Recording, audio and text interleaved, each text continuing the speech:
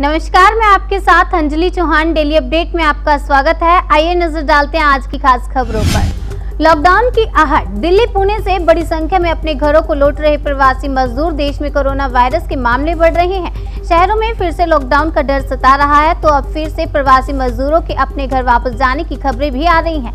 लगातार बढ़ रही सख्तियों के बीच लॉकडाउन की आहट सिर पर है और दिल्ली पुणे समेत अन्य इलाकों से प्रवासी मजदूर अपने घर वापस लौटने लगे हैं। कोरोना का डर। न्यूजीलैंड ने भारत से आने वालों की एंट्री बैन की। 11 अप्रैल से 28 अप्रैल तक रहेगी रोक। भारत में कोरोना संक्रमण के मामलों में हर दिन बढ़ोतरी देखी जा रही है। वहीं न्यूजीलैंड ने अब अपने देश में भारतीय यात्रियों के आने पर 11 अप्रैल से 28 अप्रैल तक प्रतिबंध लगा दिया है।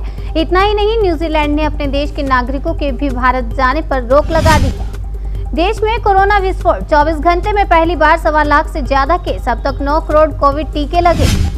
11 अप्रैल से वर्क प्लेस पर लगेगी वैक्सीन। अब सरकारी और प्राइवेट अस्पतालों के अलावा दफ्तरों में भी वैक्सीन लग सकेगी। इसके लिए कई तरह की गाइडलाइंस जारी की गई है। लहर बनी कहर। 24 घंटे में देश में आए 1,26,000 कोरोना केस। 684 की मौत। महाराष्ट्र, दिल्ली में महासंकट। कोरोना वायरस की ताजा लहर अब कहर बनकर टूट रही है। पिछले सभी रिकॉर्ड तोड़ते हुए बुधवार को देश में 1.25 लाख से अधिक नए मामले दर्ज किए गए हैं। यूपी बोर्ड की परीक्षाओं की तारीखों का ऐलान हो गया है। 8 मई से शुरू होंगी यूपी बोर्ड की परीक्षाएं। 10वीं की परीक्षाएं 25 मई को खत्म होंगी, वहीं 12वीं की 28 मई को। आपको बता दें कि इससे पहले ये परीक्षा 24 अप्रैल से शुरू होनी थी। निष्क्रिय बैंक खाते से 16 करोड़ निकालने की तैयारी में थे साइबर अपराधी। 3 गिरफ्तार। हरियाणा के जींद से बैंक धोखाधड़ी के मामले में 3 लोगों को गिरफ्तार किया गया है। इन पर 16 करोड़ रुपए से अधिक की धोखाधड़ी का आरोप है।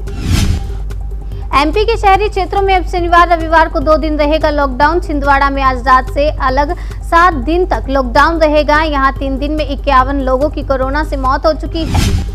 आरबीआई का बड़ा फैसला। पेमेंट बैंक में डिपॉजिट लिमिट 1 लाख से बढ़ाकर 2 लाख रुपए किया। भारतीय रिजर्व बैंक की मौद्रिक नीति समिति ने 7 अप्रैल को प्रमुख नीतिगत दरों को 4% को बरकरार रखा है। इसके अलावा आरबीआई ने पेमेंट बैंकों के लिए अहम फैसले लिए हैं। आरबीआई की मॉनेटरी पॉलिसी में बुधवार को डिजिटल पेमेंट्स बैंक को बड़ा प्रोत्साहन मिला है। केंद्रीय बैंक ने पेमेंट बैंकों के लिए डिपॉजिट लिमिट बढ़ा दी है। नॉर्थ वेस्ट दिल्ली में नया आदेश। वैक्सीन लगवाने से पहले करवानी होगी कोरोना जांच। उत्तर पश्चिमी दिल्ली की सीडीएमओ डॉक्टर मीनाक्षी हेम्ब्राम की ओर से नया आदेश जारी किया गया है, जिसमें कहा गया है कि जिले में भारी संख्या में आ रहे कोरोना संक्रमितों के मामलों को देखते हुए सभी को आदेश दिया जाता है कि डिस्पेंसरीज में आने वाले सभी मरीजों की कोरोना जाँच की जाए। यूपी में कोरोना को देखते हुए कुछ शहरों में नाइट कर्फ्यू। खुद मुख्यमंत्री योगी आदित्यनाथ कर रहे हैं निगरानी। राजधानी लखनऊ के नाइट कर्फ्यू की बात करें तो ये कर्फ्यू सिर्फ नगर निगम क्षेत्र में लगाया गया है। 8 अप्रैल रात 9 बजे से सुबह 6 बजे तक का नाइट कर्फ्यू 16 अप्रैल तक रहेगा। दिन में सुबह 6 बजे से रात 9 बजे तक कोविड प्रोटोकॉल के साथ लोग अपना काम कर सकते हैं। खाली होता जा रहा सिंघू बॉर्डर। दिल्ली को अलविदा कहर। ट्रैक्टर सहित पंजाब लौट रहे किसान। सुख सुविधाओं से कृषि कानून विरोधी प्रदर्शनकारियों का मोह भंग हो गया है। आंदोलन का केंद्र बिंदु रहा सिंघू बॉर्डर अब मायूसी के आगोश में खो गया है। सिंघू बॉर्डर पर पसरा सन्नाटा देखकर इसका अंदाजा लगाया जा सकता है कि आंदोलन अब अपनी आखिरी सांसें गिन रहा है। एस्ट्राजेनेका ने सीरम इंस्टीट्यूट को भेजा कानूनी नोटिस। वैक्सीन की आपूर्ति में देरी का आरोप। दुनिया की सबसे बड़ी कोविड-19 वैक्सीन बनाने वाली कंपनी सीरम इंस्टीट्यूट के सीईओ अदार पूनावाला ने एक इंटरव्यू में कहा था कि उन्हें कोविशील्ड वैक्सीन ज्यादा मात्रा में बनाने के लिए करीब 3,000 करोड़ रुपए की जरूरत है।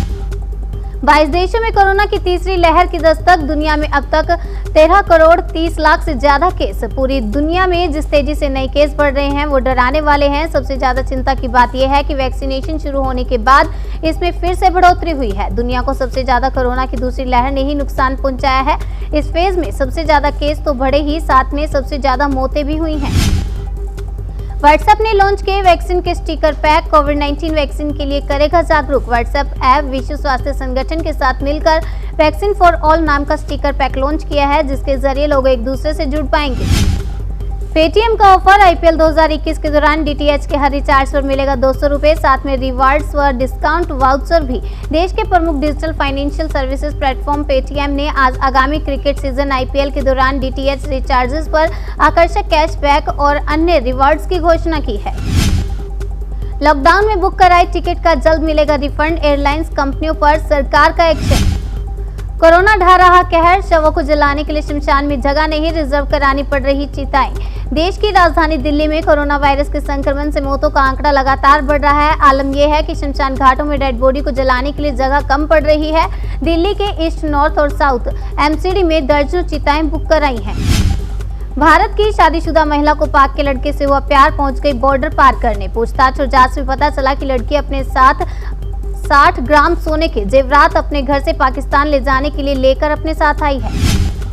बड़ी जनसभाओं की जगह छोटी बैठकें करेगी बीजेपी, इस वजह से लिया फैसला। बीजेपी यूपी में होने जा रहे पंचायत चुनाव में बड़ी रैलियां नहीं करेगी। दरअसल राज्य में कोरोना के मामलों में अचानक तेजी देखी जा रही है, इसलिए बीजेपी अब छोटी बैठकें ही करेंगी। डेली अपडेट में बस इतना ही। बाकी की तमाम खबरों के लिए बने रहिए हमारे साथ और चैनल को सब्सक्राइब करना और बेल आइकन प्रेस करना ना भूलें।